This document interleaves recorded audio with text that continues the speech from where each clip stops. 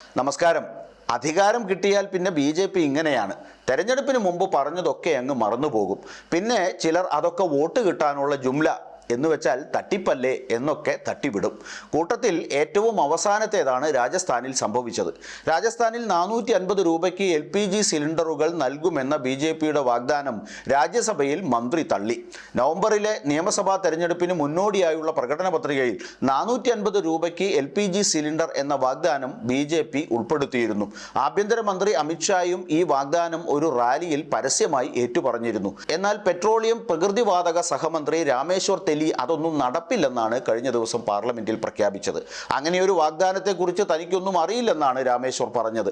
വാഗ്ദാനങ്ങൾ നൽകി വഞ്ചിക്കുക എന്നത് ബി.ജെ.പിയെ സംബന്ധിച്ചിടത്തോളം ഒട്ടും ആശ്ചര്യകരമായ ഒരു കാര്യമല്ലെന്നിരിക്കെ പുതിയ സംഭവ വികാസത്തിൽ കിളിപോയി നിൽക്കുകയാണ് രാജസ്ഥാനിലെ പാവപ്പെട്ട ജനങ്ങൾ.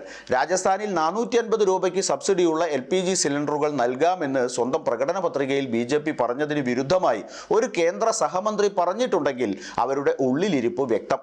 രാജ്യസഭാ സമ്മേളനത്തിൽ MP ജാവേദ് അലി ഖാൻ പെട്രോളിയം പ്രകൃതിവാതക സഹമന്ത്രി രാമേശ്വർ തേലിയോട് വാഗ്ദാനം ചെയ്ത നിരക്കിനെ കുറിച്ച് ചോദിച്ചപ്പോഴാണ് മന്ത്രി ഇത്തരത്തിൽ ഏത് വാഗ്ദാനം, എന്ത് വാഗ്ദാനം എന്നൊക്കെ ചോദിച്ചത്.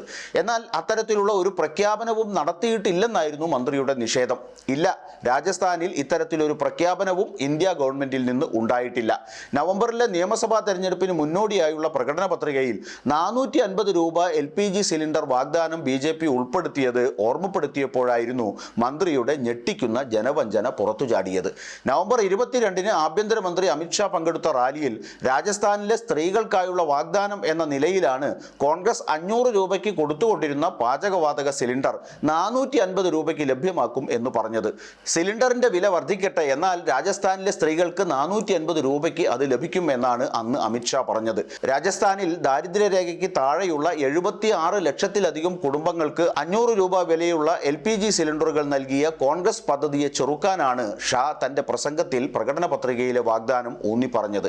രാജസ്ഥാനിൽ LPG സിലിണ്ടർ വില വീണ്ടും 100 രൂപ കുറച്ച് 400 രൂപയ്ക്ക് ലഭ്യമാക്കുമെന്നും ഗുണഭോക്തൃ അടിത്തറ 1 കോടി കുടുംബങ്ങളിലേക്ക് വ്യാപിപ്പിക്കുമെന്നും കോൺഗ്രസ് പ്രകടന പത്രികയിൽ പറഞ്ഞിരുന്നെങ്കിലും തെരഞ്ഞെടുപ്പിൽ ജനങ്ങൾ കോൺഗ്രസിനെ കൈവിട്ടു. കോൺഗ്രസിനെ താഴെ ഇറക്കി ബി.ജെ.പി. അധികാരത്തിലേറ്റിയ രാജസ്ഥാനിലെ ജനങ്ങൾ പിടിച്ചതിനെ വിട്ട് പറക്കുന്നതിന്റെ പിറകെ പോയ അവസ്ഥയിലാണിപ്പോൾ എന്ന് പ്രത്യേകം പറയേണ്ടതില്ലല്ലോ.